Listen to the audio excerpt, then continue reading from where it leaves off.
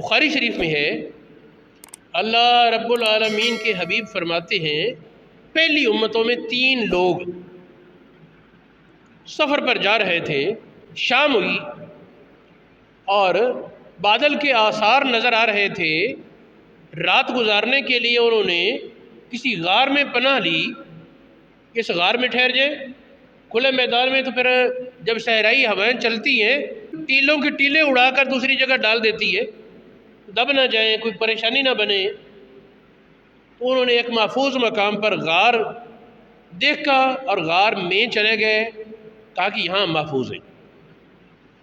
اب کرنا یہ ہوا اللہ پاک کا کہ تھوڑی دیر کے بعد پہاڑ کے اوپر سے کوئی چٹان لڑکی اور غار کا منہ بند، تانے میں آ کر پتھر پھنس گیا۔ وقتی طور پر تو انہیں حوصلہ رہا کہ چلو بارش اور تیز ہوا سے بچے، پھر انہوں نے کہا کہ اب یہ اس کو کھول لیں، اب گرج چمک تو بند ہو چکی ہے، کھولنے لگے تو کھلے نہیں، زور لگایا تینوں نے مل کر، پھر بھی وہ چٹان حرکت نہیں کرتی۔ اب ان لوگوں نے کہا اب نجات کا ایک ہی رستہ ہے کہ اپنے نیک اعمال کے وسیلے سے اللہ پاک کی بارگاہ میں دعا کرو، زندگی کا کوئی نہ کوئی ایسا عمل ڈھونڈو جو اخلاص سے اللہ پاک کے لیے کیا ہو، اللہ کی رضا کے لیے، اس عمل کا وسیلہ پیش کرو، اللہ پاک نجات دے گا۔ ان میں سے ایک بولا، یا اللہ تجھے پتہ ہے کہ میرے والدین بوڑھے تھے، بہت بوڑھے تھے، اور میرا کاروبار بکریاں چرانا تھا۔ طریقہ میرا یہ تھا کہ جب بکریاں چرا کر ہٹتا تو شام کو سب سے پہلے اپنے ماں باپ کو دودھ پیش کرتا، بکریوں کا دودھ نکال کر ماں باپ کو پیش کرتا، اس کے بعد اپنے بچوں کو، دیگر افراد خانہ کو۔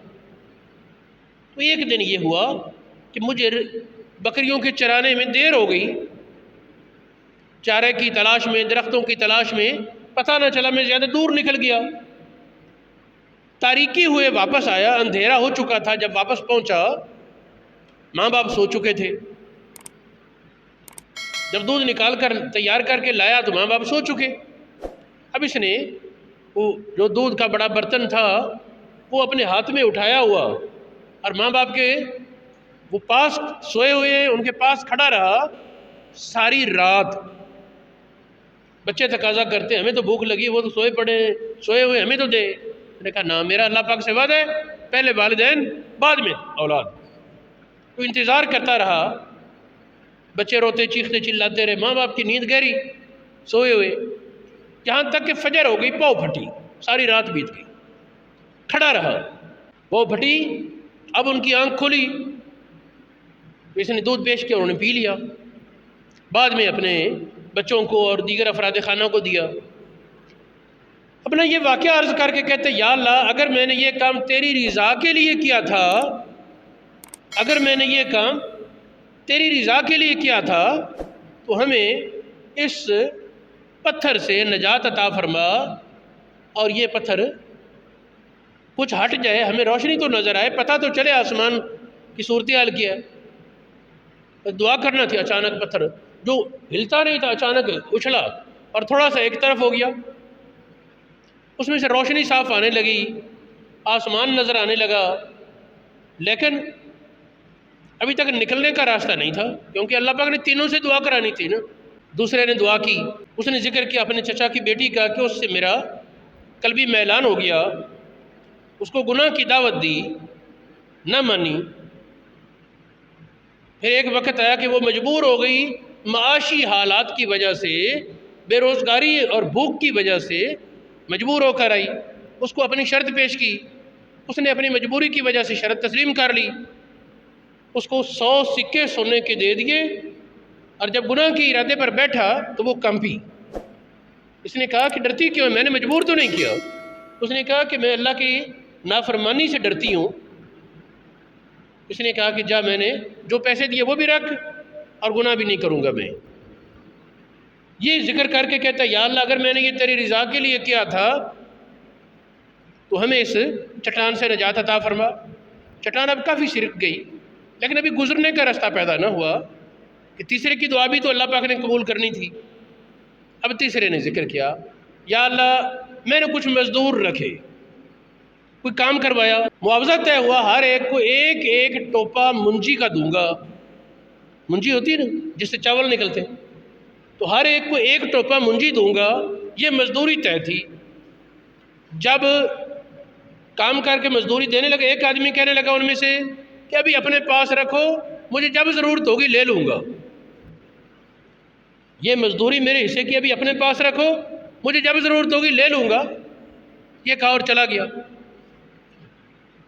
وہ دعا کرنے والا کہتا ہے کہ میں نے اس کے حصے کی منجی ایک ٹوپا اس کو زمین میں کاشت کیا، زمین میں ڈالا، کاشت کر دیا، اس میں برکت ہوئی، مال بڑھتا گیا، اس سے بہت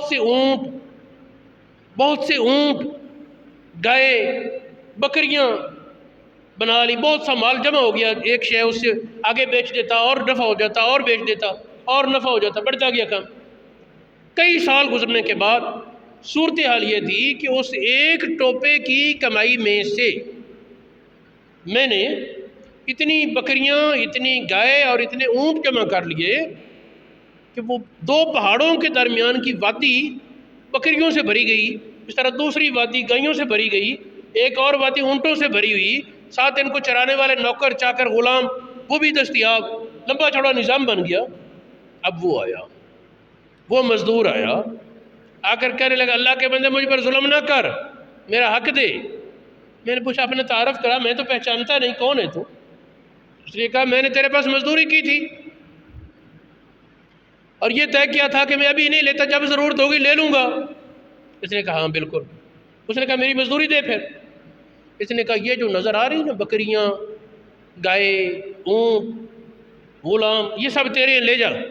اس نے کہا مذاق کیوں کرتا ہے، میری مزدوری ایک ٹوپا منجی تھی، تو اتنا سارا مال دیتے؟ اس نے کہا یہ اسی ایک ٹوپے میں سے ہے، اسی ایک ٹوپے میں سے ہے، لے جا۔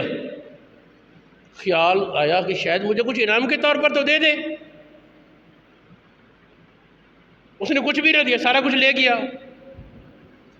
یہ واقعہ ذکر کر کے کہتا ہے یا اللہ اگر تو جانتا ہے کہ میں نے یہ تیری رضا کے لیے کیا تو اس عمل کے وسیلے سے ہمیں اس پتھر اور چٹان سے نجات عطا فرما۔ وہ پتھر جو ہلتا نہیں تھا، پہلے کی دعا سے تھوڑا سا کھسکا، دوسرے کی دعا سے مزید رستہ بنا لیکن نکلنے کا چانس نہیں تھا، تیسرے کی دعا سے جو اس کو کسی نے اچھال کر پھینک دی، رستہ اس طرح بن گیا کہ وہ آسانی سے باہر نکل آئے۔